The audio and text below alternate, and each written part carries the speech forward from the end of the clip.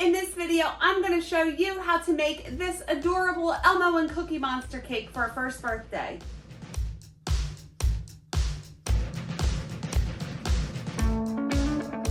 Hi, it's Karolyn. Welcome back to my channel. I'm a professional cake decorator just outside of Philly. I've been decorating cakes since 2002, and on this channel I share my tips and tricks and ways that I bake and decorate cakes to help you along your journey. So if you'd like to join me, hit the subscribe button and the bell so you can get notified whenever I release a new video. So this adorable little Elmo and Cookie Monster cake is a very requested design of mine, and I wanted to show you how I do that. It's a pretty simple technique and it doesn't take too long to do, and I think that you can do this. And before we get into the video, I just want to let you guys know that I designed my first free guide for you guys. It's the birthday design blueprint. It will help you come up with ideas to design your birthday cakes, and I will link that in the description below. So let's get into the video.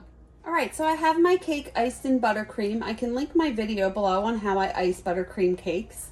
And I refrigerate all of my cakes, and I use a crusting buttercream. It's important to use a crusting buttercream for this. I've never used a meringue buttercream or something that doesn't crust because I believe it will stick to the impression mat. When I ice this, I put it in the refrigerator overnight, and the icing was solid. But in order to use the impression mat, you have to have soft ice cream. So soft icing. So I took it out of the refrigerator about an hour ago and let it sit out. Now it is not humid here right now. It's a nice day and I have no moisture or condensation forming on this cake. So if you are in a place where it's hot and humid, you'll have to keep it in a cool air conditioned room, let it come to room temperature, and make sure it doesn't have any condensation or moist, if you will.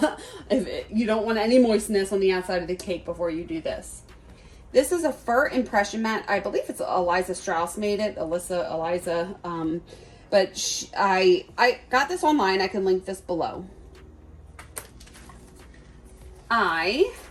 This is a turntable that I got on eBay probably 15-20 years ago, so I can't link this, but I can link another turntable below that I use. I always put a piece of non-skid pad on my turntable and then put the cake on top, because that way when I'm pressing the impression mat into the cake, it's not going to slide all over the place. Now, this is not as tall as the cake, so I want to start up top. So I'm gonna have this sticking up top a little bit, and then I'm gonna go around and press it around the bottom part that doesn't have the impression in it. You will see as I'm going along. This is a pretty haphazard pattern, so it really doesn't matter if it doesn't match up because you're not going to be able to tell. So what I'm going to do is just press this against the side of the cake. So I'm going to let it stick up over the top a little bit. I want to make sure that I don't press too hard at the top because I really don't want to distort the roundness of the cake, if you will. And I need to stop saying if you will, but anyway. So pressing this against the side of the cake, I'm holding it with one hand, and I'm starting, really should have done this with the other fingers here. Here we go.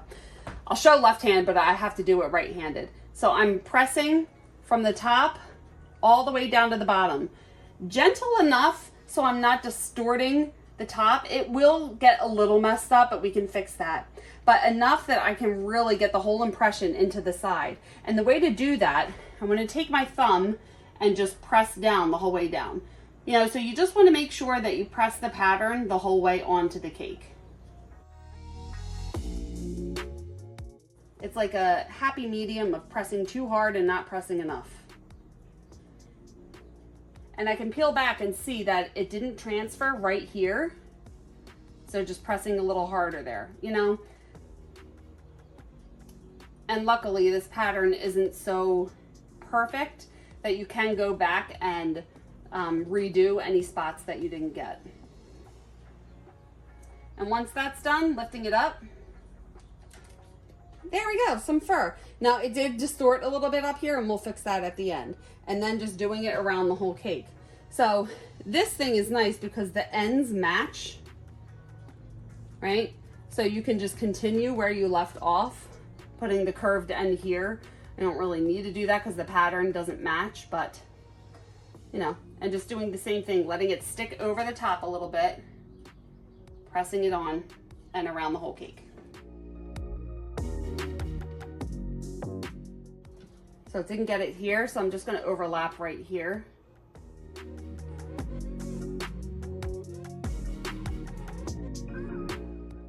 All right, as I lifted that up, I still wanna press a little harder right here. You know, just filling in the spaces that didn't get the pattern transfer. All right, and that looks pretty good. And now I just want to do this bottom strip. I don't feel like putting a border around there. Technically, if you wanted to, you can cut a fondant ribbon border and put it around there, but I don't want to do that. So I'm just going to flip this over and use the cleaner side. And press this against the bottom of the cake. I'm going to put the whole thing against the side, but I'm really just pressing the bottom quarter of it into the cake just to get the pattern to transfer onto that part. Now I have a wet paper towel and a palette knife. I can link this, I got this in a set, I can link that below. And I just want to even out any part that's sticking up. So I'm just kind of holding this level and trying to press it down, making sure that it's just not like sticking up and going down. I'm just trying to even it out. I guess this part isn't really necessary unless you're a little crazy about everything being perfect. And perfect is relative, like nothing's ever gonna be perfect, but just making it look as nice as you can. Now the buttercream has crusted, so I don't wanna push back too far because the buttercream on the top does have a crust on it and it's gonna get all messed up. I'll show you how to fix that as well.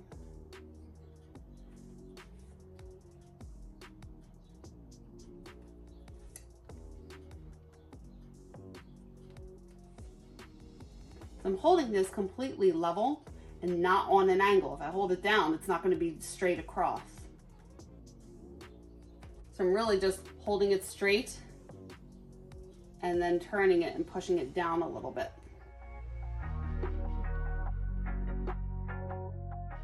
And then just to clean up this top part that looks a little jagged, just dip this in the water, keep it a little wet on the bottom, and just smooth it out that way, wiping the excess off on a dry paper towel in between. So I have water on the bottom here. There's like little tiny drips. I can get that on the cake and then use the water to smooth it out. Not too much. You don't want it dripping down the side of the cake. Okay, and this looks good. So I want to put this back in the refrigerator because I want the icing to be solid before I add the decorations. So putting this back in the fridge and then we'll work on the topper and the Elmo face. So I want to measure the top of the cake so I know how big the topper has to be. This is a 6-inch ruler and I can see that I have 6 inches, so I can make the topper 6 inches wide. So when I print it, I know how big to make it. This is the topper that I'm making, the Cookie Monster. If you're doing a 1 or the number 2 or the word 2, this is going to work. If it's going to be 3 or 4, you know, those words have a lot more letters, so this may not work. But I find that 1 and 2-year-olds are the ones that want the Elmo Sesame Street cakes anyway. So you can see that in both of these, I used a cookie for the O and then just printed out the other letters. So what I want to do is type out the word. So for this one, I'm doing 1. I just wanted to show you what 2 looked like because you can do the same thing. So I'm going to type out O-N-E, all in capital letters. This is Microsoft Word. I don't have a Mac, so I'm not sure how this works with Macs, but this is a PC, Windows 10, and I use Microsoft Word. So the font that I like to use for this is called Omni Black. So now, I like this because it has the rulers up here, and I said it could be 6 inches wide. So this can be a lot bigger. So let's see if we make it like 220. And you can see over here that when I make it 220, it's 6 inches wide, and that's perfect. So the O, I'm not gonna cut out. I'm gonna use a circle cutter for this, but now I know how big the N and the E have to be when I cut it out. And I'm gonna print this out. Perfect, and now let's take this over to the cake to make sure it's the right size. So don't close out the program, just leave that open just in case you need to come back and adjust the size. Now before I cut out all the letters, I just want to make sure that this is the correct size. So I'm just going to fold this under just so it's easier to hold on top of the cake. And hold it there and make sure that it fits. And it does, so we can continue with this size. Okay, now I have my paper here so I can see how big to roll these out. I have some blue marshmallow fondant. I popped this in the microwave to make it pliable. Added a little bit of royal blue coloring and kneaded that together. And now I just want to add a little bit of Tylose powder. The Tylose is going to help the fondant set really hard, so it's not going to droop or fall over. A little bit goes a long way. Just sprinkle a little bit on there, maybe 1/4 teaspoon. A little Crisco on the counter and just knead that all together. Now I have clean hands and I just want to roll this out. You want to roll the fondant out thick so you can stick a toothpick underneath, and you want to make sure that it is big enough to cover this area. So when I roll out fondant, after you knead fondant, just a little tip here, if you just put it down like this and start rolling it out, the back is going to look really ugly. To prevent this, you want it to look nice from the front and the back. After you knead the fondant together, find the smooth side and then stretch it out just a little bit and then fold it in on itself. So now you have a smooth top and a smooth bottom. And then I'm going to roll it out about 1/2 inch thick to 3/4 inch thick. Okay, that's about like 3/4 inch thick. I'm going to set this down. And then just make sure that the N and the E will fit on top of it. And it does, so I can easily cut that out of there. And now for the cookie, this is just a tan color. So what I did, I mixed brown and a little bit of green to offset the pinkish hue in the brown and a little bit of golden yellow, and knead that together. This already has Tylose added to it. So I'm doing the same thing. I'm stretching it out and folding it in on each other so I have a smooth front and back. And then rolling this out big enough so the O will cover it. And I'm actually probably going to use a regular round cutter to cut this out. But that looks big enough, and it's about 1/2 to 3/4 inch thick. Set these aside for about 10 to 20 minutes so the fondant can start to get hard, and then we'll cut the letters out. All right, now it's been about 1/2 hour. I was doing other things. So this fondant has set, and it's going to hold its shape, and I can cut everything out. I'll start with the N and the E. I have a Dresden tool here. I got this one in a set. I can link this below. Place the paper on top. Make sure that the paper is totally on top of the fondant and not hanging off. I've done it before where I start to do the letter and then it's hanging off, and then you have to start all over. Just going to take my tool and trace both of the letters, pushing hard enough that it transfers onto the fondant, but not too hard that you don't want to poke a hole into the paper, into the fondant.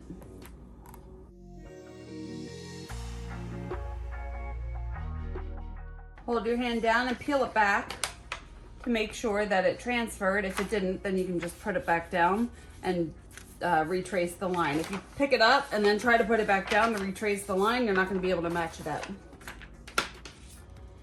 And then I have a folded up wet paper towel in the corner so I can keep wiping my X-Acto knife off because the fondant will start to stick to the blade. And when I cut out thicker fondant, I make a shallow cut, and then I cut the whole thing out.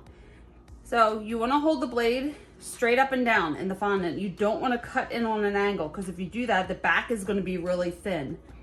So being mindful that you're holding it straight up and down. And I'm just going to saw up and down just to do a shallow cut. So I'm not going all the way down to the board, just kind of making a line in the fondant.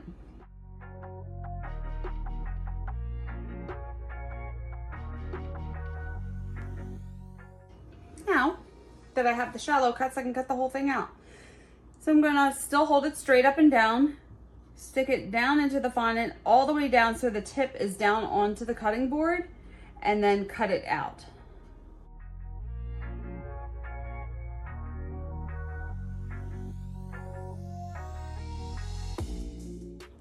And then after I cut anything out of fondant, you can see that the edges are kind of, I call them dirty edges, but they're just jagged. So what I want to do is take my finger just around the edges and smooth everything out on the front and on the back. So I can get down into the middle and just press the fondant back down on itself. Any parts that are sticking out, you can kind of see that. It's just sticking out from the cut. The fondant right here isn't smooth, so I like to press it back down on each other, you know, like just smoothing everything out. I feel like a broken record, but there are people who are watching this for the first time who haven't watched me before, and I just want to explain it so everyone gets it. And do the same thing for the E.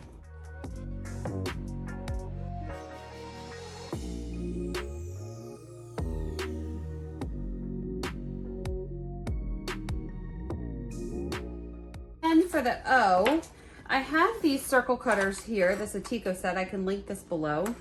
It's going to be in between this one and this one. I think that one's going to be a little too big. Yeah.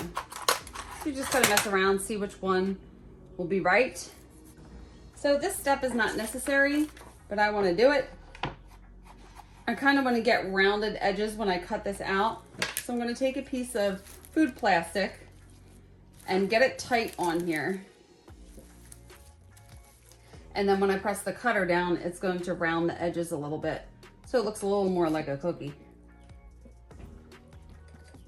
Twist it down at the bottom. And I did not invent this. I saw this somewhere years ago. I can't remember where, but whoever thought of this is genius. I can't take credit for it.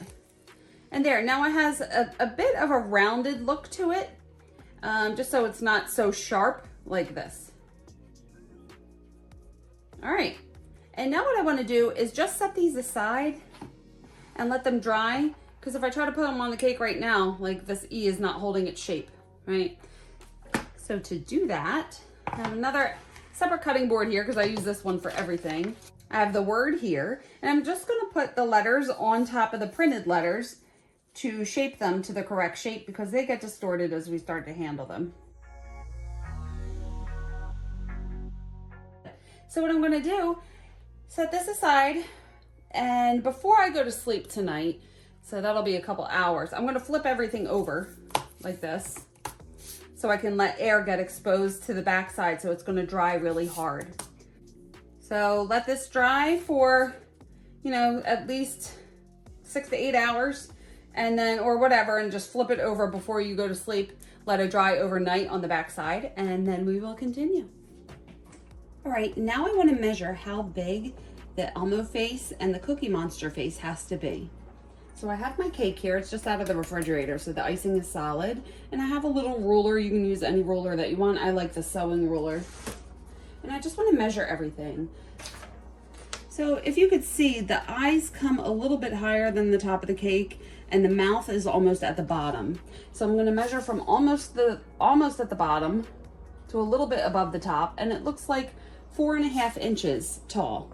So when I go to print this out, I want to make sure that the eyes, nose, and mouth are at least 4.5 inches tall. And then I have my topper here. I did flip them over last night, so these are holding their shape now. I could definitely put these on a cake. They're already pretty dry. And I'm going to put the Cookie Monster face on the end. So what I want to do is just measure this little square area in here. So 1 1/4 by 1 1/4.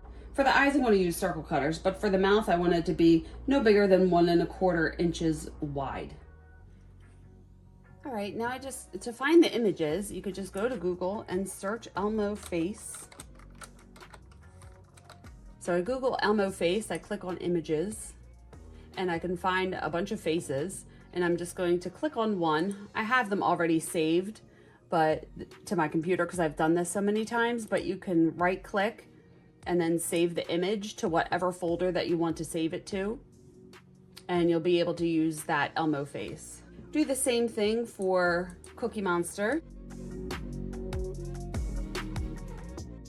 And then I use Microsoft Word, and so I go here and I open it up and I look for the Cookie Monster face, and I can enter that in. And then also I want to insert the Elmo face. Now this mouth, I need to be 1 1/4 inches wide. I don't really need to worry about the eyes because I'm going to cut those out of circle cutters. But paying attention to the mouth, what I love about this is that there's rulers up top here and on the side. So I can see how big everything is when I start to resize this. And now the mouth from corner to corner, I can see is 1 1/4 inches. And now for the Elmo face, and I want to come down 4 1/2 inches and make sure the bottom of the mouth is there. So it's an approximate measurement. Just use the rulers as a guide to see if it's the correct size. And this looks pretty good. So now I'm going to print these out and then we will take it back to the cake and make sure it's the right size. And then take the end, put the Cookie Monster face on top of it. The mouth is big enough. This is good. This is good size. And then for Elmo, just holding this up against the cake. And this is a perfect size as well. It goes from the bottom, you can't really tell, but it is covering almost at the bottom to a little bit over the top of the cake. Okay, now we're gonna cut everything out. I'm not doing a black outline around the eyes and the nose. So I'm just gonna cut out the white and the orange and the black. So what I did, I rolled out black fondant really thin. I have a video on how I make black marshmallow fondant. I can link that below, but it's super thin. It's like, you know, less than 1/16 of an inch, as thin as I could get it.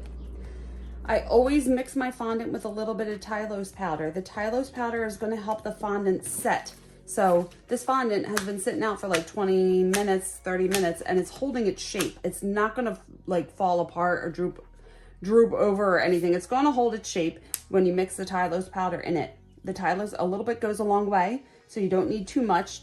You just sprinkle it into the fondant, knead it all together, and then roll it out and let it sit for about 20 minutes before you start using it. And I did the same thing. I did some thin white so I can cut out Cookie's eyes.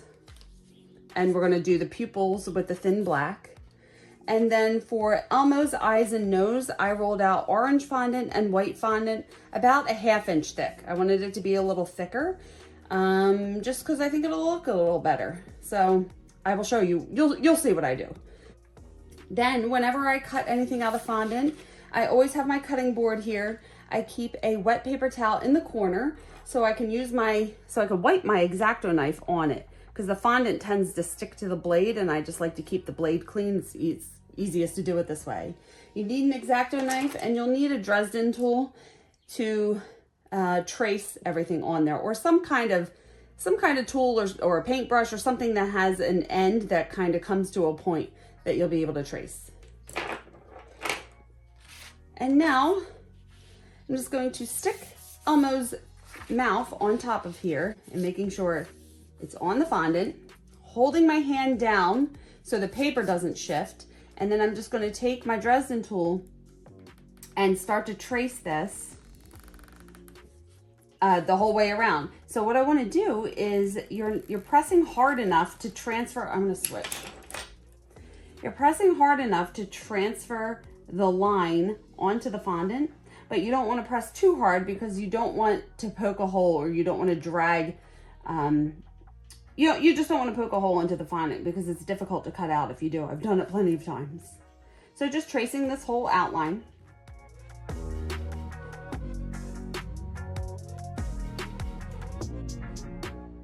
And before you peel the paper away, keep your hand down, peel it back. Make sure you can see all the lines transferred. Over here on the left is a little light, so I'm going to go over this again. And make sure you can see it, so when you cut it out, you're not going to have an issue. And then pull it away. Leaving this here for reference. And then just take your X-Acto knife. I hope my head doesn't get in the way. And just cut the whole thing out.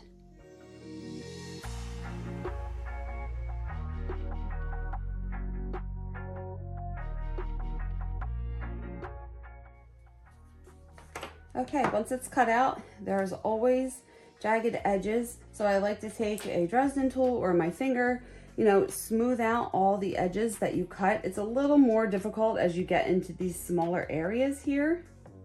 That's why I like to use the Dresden tool where you can kind of just push those jagged edges back down onto itself. Moving on to the nose, I have my orange fondant. I have this Xoxo, the circle cutter set here, but these are round and I want it to be a little oval. I mean, technically, if you want to, you can cut a round nose and make it easier, but I want to do it like the picture. So this cutter, this is the one, this is a Wilton one. I'll just take that out. In this set, this is the third one from the back, but it's going to depend on what size that you want to use, depending on how big you printed the face. But I'm going to use this circle cutter for the eyes, and for the nose, I'm just going to trace it and cut it out like we did for the mouth.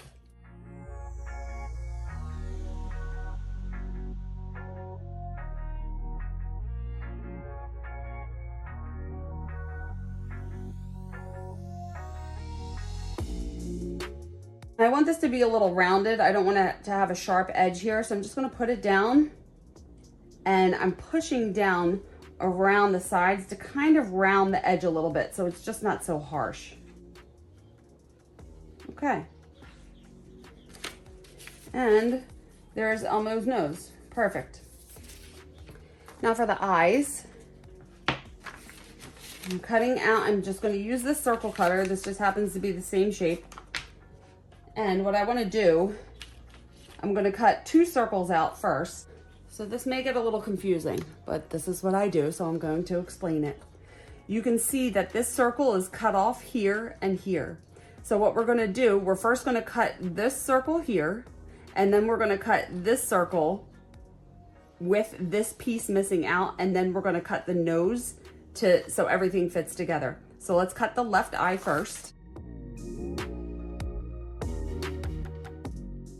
Like I did before, I want to round the edges a little bit.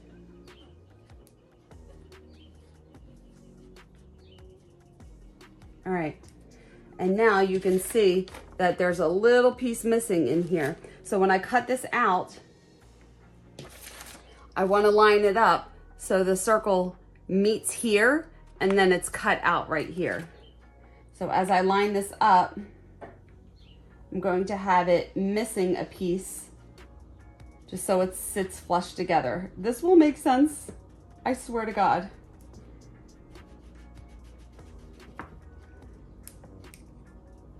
So I cut it with a little chunk missing. Same thing, smoothing it out. All right, so now when I put this together, the eyes go together, okay? Like in the picture. Right here. So everything's starting to make sense. And now I want to cut a place for the nose to go. So here's the tip of the nose, and it's going to sit up against the eyes.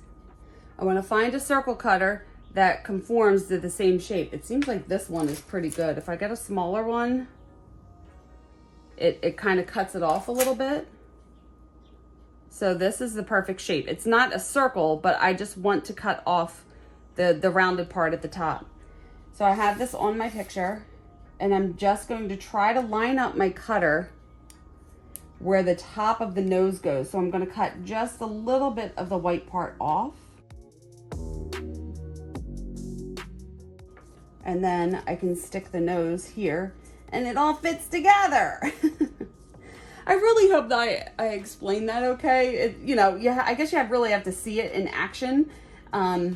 It's difficult for me to find the words to do it, but you're cutting one circle and then making it all fit together. And then we have the mouth. There we go. There's Elmo's little face. And now I want to cut the pupils out. And I have this cutter. This is an Xoxo round tip. It's a number 805, but it happens to be, wait, that's not the right one. This is the right one. This is an Xoxo number 807. So I have my black fondant. I'm just going to cut 2 circles out. And I have a little bit of water on a paintbrush. And you have to pay attention to the placement. Look, these pupils are not directly in the center. They're kind of in a little bit, okay? So I want to wet the back. Don't put too much water on. And place it kind of in the same area. So I don't want to put them out here. I don't want to put them straight in the middle. You kind of want, you just have to look at the picture and make sure that you're kind of making it look the same. Okay. This little mark here is going to get on my nerves, but whatever. Okay, Elmo's face. Now let's do Cookie Monster. So same thing, I have my black fondant. Now, cutting out smaller shapes is more difficult. So I want to, now, if you could see the corners of the mouth is so thin, I need to make it a little thicker. If I try to cut this thin piece out, it's just going to break. So when I cut something out that's super thin, I'm going to take my tool and trace not up against it. So I'm going a little further outside of it to make it a little thicker. Because if I trace exactly on the line, it's going to be too thin. So for the corners of the mouth, I'm going a little bit more outside. And you'll see once I start cutting it out what it looks like. And then for the rest of the mouth, I can just trace right around the edges.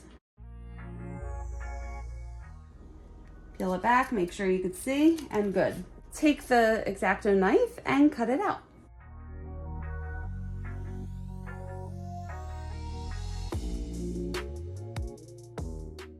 And same thing, a little more difficult with such a tiny piece, but still necessary to smooth out all of your cuts.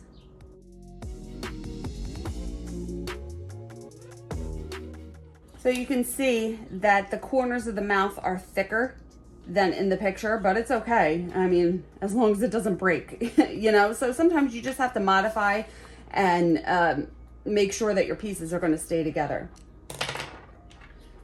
Now, to cut these out, this is the cutter I wanna use for this one. It's a little bit bigger than the circles here, but that's okay. This is the Atico number 805. I can link everything that I'm using below.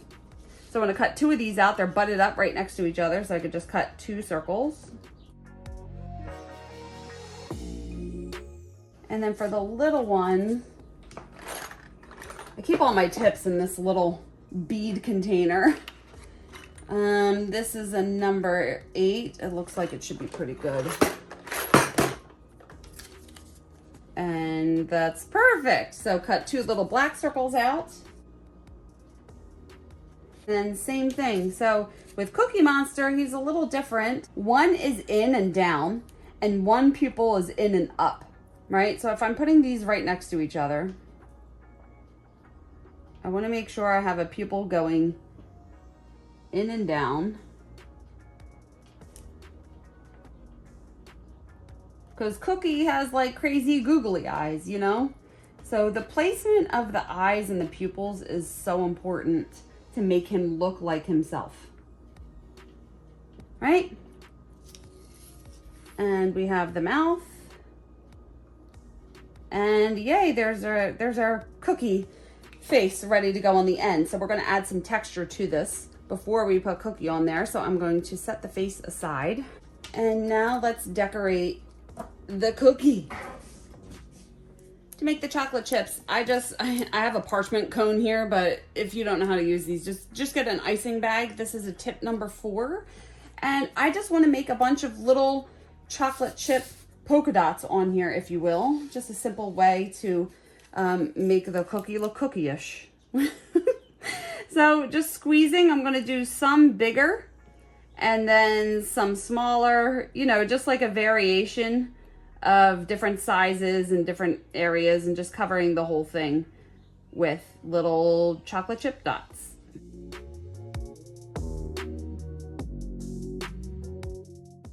Did I say that this is brown icing? You can use chocolate icing if you want, but I just got regular icing and added brown coloring to it. And there we go. Now you could see there's points all on the top of this. I'm gonna let this icing crust. This is American buttercream, so it's gonna form a crust, and then I'm gonna push those points down so it doesn't look so weird. All right, now I have my cake fresh out of the refrigerator. I just wanna clean up the edges down here. I just have this palette knife, and I kinda just wanna press any icing that's sticking out back under the cake, or maybe try to get it off of the cake board. You know, just trying to make it look a little more clean. All right, now I want to find the front of my cake. And the front of the cake is, I always pick whatever looks the most symmetrical. So from going from the front, it looks most symmetrical. Because sometimes when I ice a cake, one side is in and one side is out. So I just like to turn it around. Like there's a bump here. I don't want that in the front. So I just want to find what looks the most symmetrical. And I like this as the front. So I'm going to take a marker and just mark there, just so I know that that's the front. So I have some piping gel here and a paintbrush. This is actually Wilton piping gel that I put in this container just because I like the container. But the piping gel, for some reason, CK piping gel is more expensive. So get a little piping gel on my paintbrush.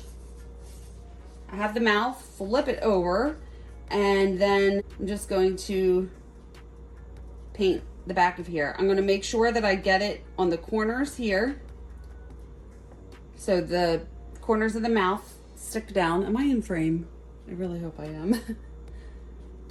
You know, and just getting some on the back so it sticks. Awesome. And then I'm going to turn it a little bit so I can see it. Have it not touching all the way at the bottom, so coming up a little bit. And just put it on there, his little smile.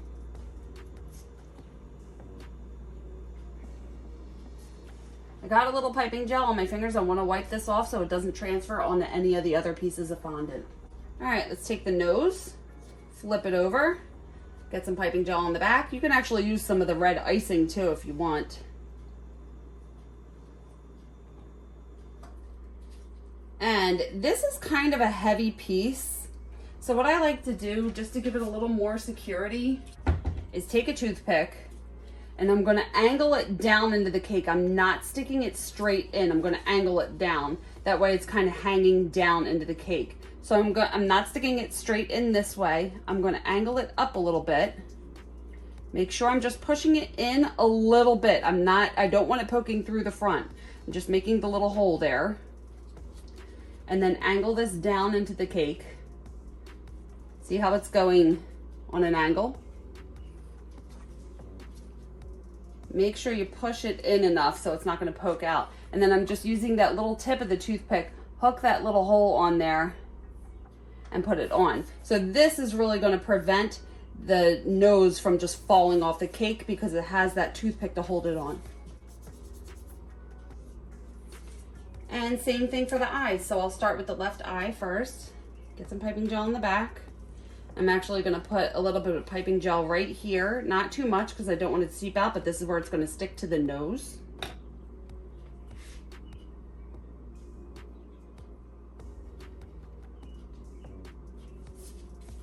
And same thing for the other one.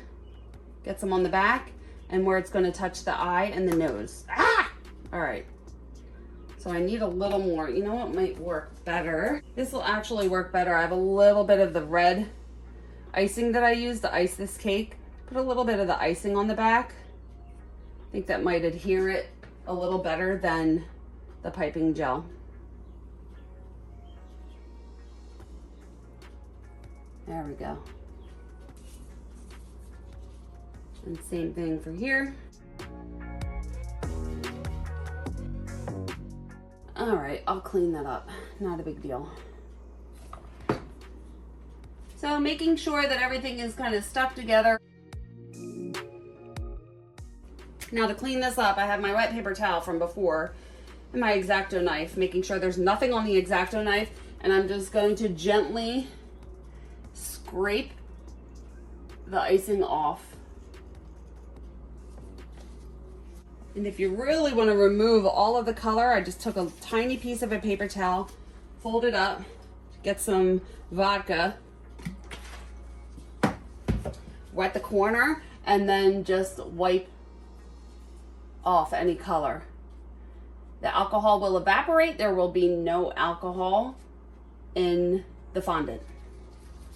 Now, these have crusted a little bit, so what I'm going to do to push the points down, I have my little paintbrush and just wetting it, making sure it's not too wet, and I'm just going to push down all of the points just so it doesn't look so weird. Okay, setting this aside. So I have a couple bamboo skewers and some toothpicks. Okay, I like these because they're a little longer than toothpicks and they can go up into the number or the letter and down into the cake and be super secure.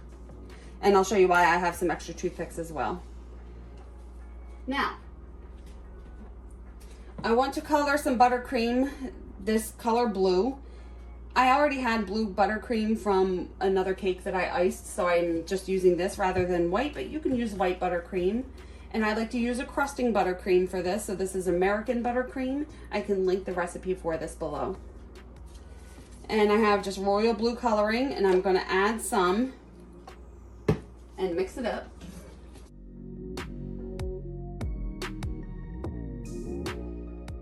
I'm gonna add the texture to this. So to do that, this is why I have the gloves on.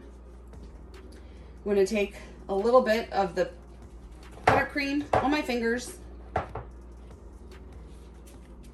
and then just pick this up and add the texture. Super simple way to get a fur look to your decorations. Now it is a little difficult to get down in these crevices here, so that's where you can grab a paintbrush or something and get down in the center.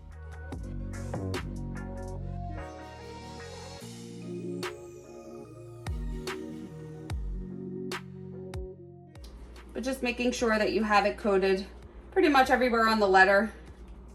I'm not really putting it on the very bottom, but front and the back and up the sides, and you know, just looking at it, making sure it's coated. That's why I like to dye the fondant the same color as the buttercream. That way if you miss some spots, you can't really tell. And this is really, it's not really long fur. If you add more buttercream, you can get the fur to look longer. Do you see what I mean? So it just all depends on your preference, how you want it to look. And just putting my fingers down and lifting them up to get that fur effect. And doing the same thing for the E.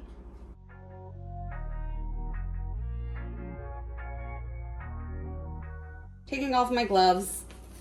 And now I want to stick everything into the cake. So I want to put the skewers in the bottom. So you have to make sure that you're putting it directly in the center and you don't put it in and turn it up, or else it's going to poke out. You know, you want to make sure that it is directly in the center. And what I do, I kind of screw it in there. This is hard because the Tylose has set really, has helped. Why can't I talk? The Tylose has helped this set really hard. So it's not going to distort as I'm doing this. So I'm twisting and pushing it in. And then I'm just going to take a shorter toothpick and just put one right next to it. This way, by having two of them in there, when I stick it in the cake, it's not going to twist. It's going to just stay where it goes. All right, and then the same thing for the E. I'm just going to stick it on this one side and then put a little toothpick right here.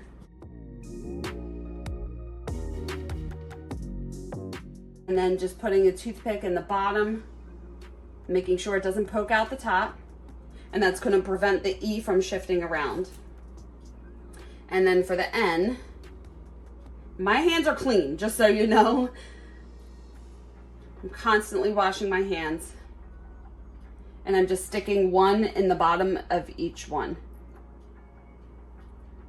Okay? So the trick is making sure that the skewers are in so they're not going to poke out. So since the N is the center, I'm going to pick that up and place that in the middle. I have to turn this so I can see it, sorry. Good, so there's the N. Then I can put the E on the right. Trying to make sure that it's lined up, that it's not set back or too forward. I just want it all in one line. I'm going to wash my hands, get the icing off of it so I can hold the cookie. And then picking up the cookie, and same thing, I have to turn this towards me so I can see it. And putting it down into the cake. Adorable. So now before I put the cookie face on, I just want to add a little more buttercream and make sure that the buttercream is still sticky and that it didn't crust over so the face will stick to it.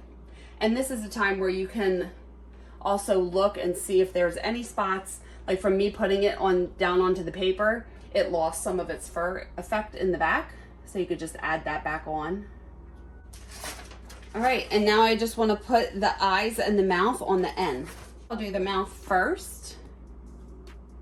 Kind of want to do it on an angle. And then just being mindful that I want one pupil to come down and in and one pupil to go up and in.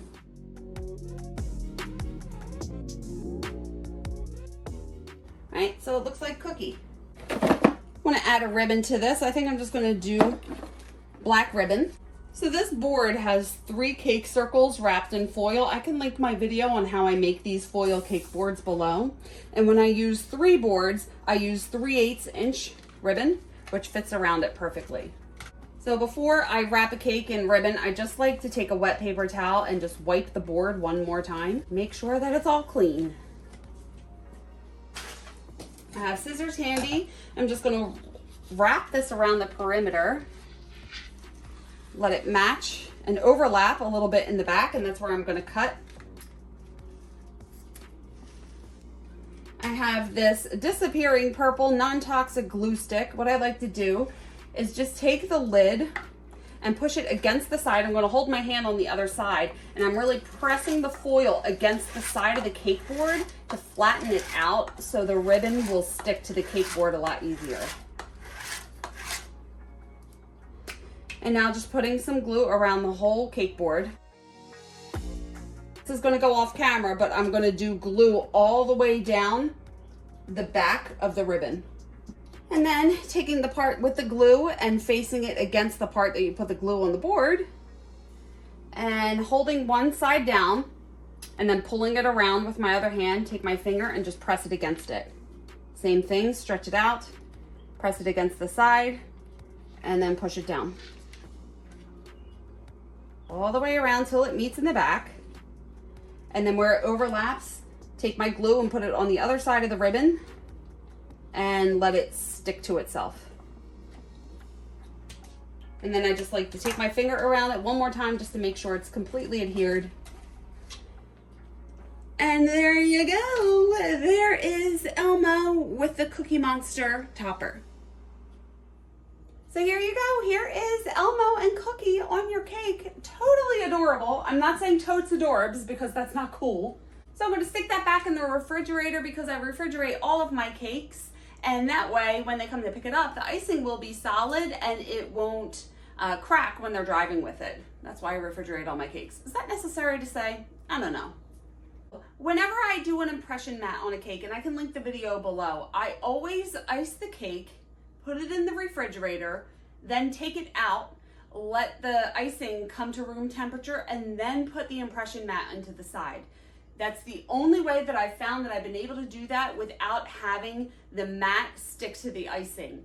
You have to use a crusting icing for this. I've never used a meringue buttercream or a whipped buttercream or anything like that with these impression mats because from what I believe, you need the icing to have a crust on it so it's not going to stick to the mat. I will link everything that I used in the description below so you guys can pick up that mat or whatever else, whatever other tools that I used in this video. And you can just use that as a template. So if somebody wants the cake to be more Cookie Monster themed, you can ice the cake in blue and have the Cookie Monster face on the bottom. And maybe they want the Elmo topper, you can make the Elmo topper red. Maybe you wouldn't have that O for the cookie, maybe you would, you know, depending on what you would want. But you can use this as just a base and kind of switch it around if you need to. So I think that is it. If you guys have any questions, leave them below and I will get back to you. And you can follow me on social media. I am on Instagram and Facebook, and I have my website, and I will link everything below as well. And please check out these videos next and hit the subscribe button if you haven't already. Please like this video if you liked it and got something out of it. It really helps out my channel. Thank you so much for watching, and I will see you on the next one. Bye.